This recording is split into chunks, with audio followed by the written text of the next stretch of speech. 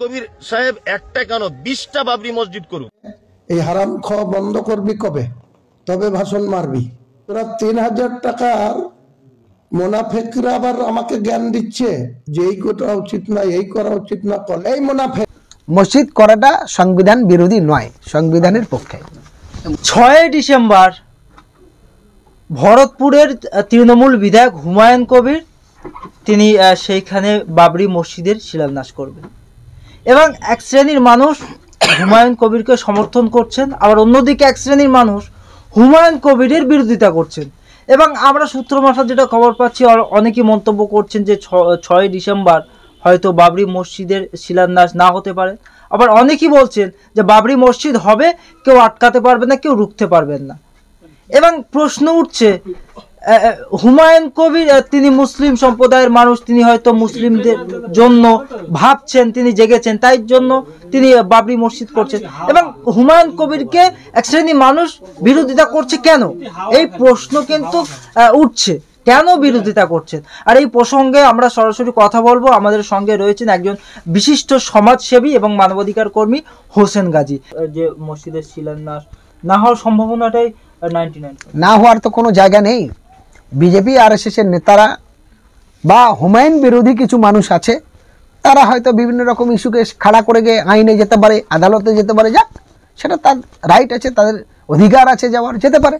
কিন্তু সেখানে গিয়েও লাভ হবে না, কারণ মসজিদ করাটা সংবিধান বিরোধী নয়, সংবিধানের পক্ষে। মমতাজুল ইসলাম তিনি বলছেন, তিনি তো একজন তৃণমূলের বিধায়ক, তিনি যদি বাবরি মসজিদ তিনি করবেন তাহলে নিশ্চয়ই অনেকদিন আগে থেকে তার পরিকল্পনা রয়েছে। তাহলে হঠাৎ করে তিনি একবার এখানে করবেন বলছেন, একবার আরেকবার ওখানে করবো বলছেন, এটার বিষয় কি? একই কথাই বলেছে, বেলডাঙ্গায় করব, বেলডাঙ্গাই হবে, বেলডাঙ্গাই উদ্বোধন হবে, সেটাই কথা বলি।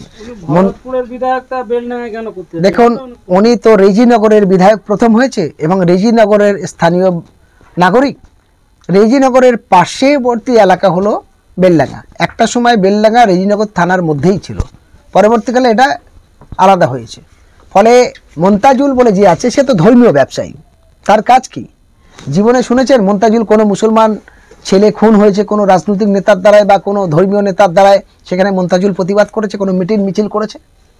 আজকে হুমায়ুন কবির মসজিদ করছে, মন্তাজুল রাস্তায় নামলো কেন? কত টাকা মন্তাজুল বিজেপি থেকে রয়েছে আগে জানতে বলুন।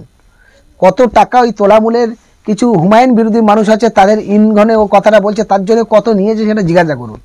মমতাজুল তো ভাড়াই, ও তো ভাড়াটিয়া। কিন্তু মমতাজুল ইসলাম তিনি বলছেন যে হুমায়ুন কবিরকে তো পুজো করা হয়েছিল একসময়, তার ভিডিও কিছু মমতাজুল ইসলামের কাছে রয়েছে, এমনটা চিন্তা করি।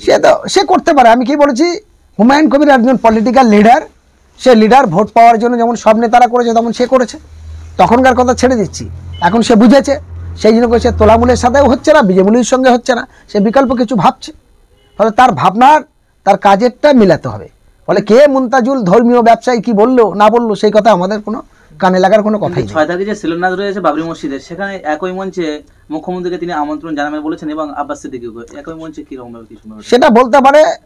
সে তার দিক থেকে সে বিভিন্ন মানুষকে ইনভাইট করবে, যার মনে হবে সে আসবে, যার মনে না হবে সে না যাবে, সেটা তাদের ব্যাপার। এটা নিয়ে তো আর আমাদের কিছু বলার নেই।